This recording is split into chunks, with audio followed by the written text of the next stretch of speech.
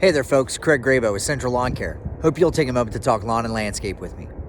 I want to go ahead and show you the redbuds that I planted earlier this year. It was right around Arbor Day. I went ahead and I kind of showed you the depth that we wanted to plant them at, talked about why we might want to plant them, talked about different Arbor Days and things like that.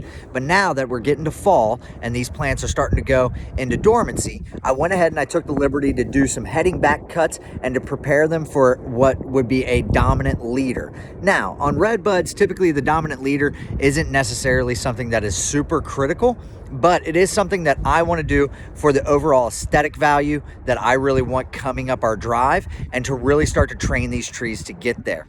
So on this one in particular, you can see there's one super long branch, right? And I picked that one out. I picked this one right here out as the one that I'm going to use to train until I start to get to a certain size to where then I do another heading back cut so that I can have the branching structure that I want.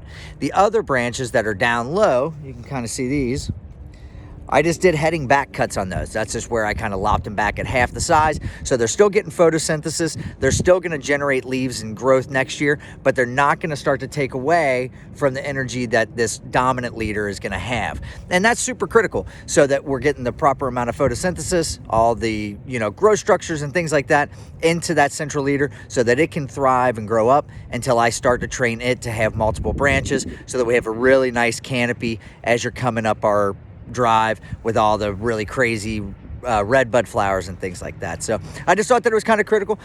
Go ahead and use this time if you have some of these saplings that you started around Arbor Day. Go ahead and take this time to do some of that initial pruning depending on what types of trees they are. So say you got an oak, a dominant leader is going to be important for that. You're not going to want co-dominance. We can always talk about that in the future, or if you ever have any questions, feel free to reach out to us, send us a note, give us a call. We're always welcoming that. So I really appreciate you taking the time to talk lawn and landscape with me. Till next time.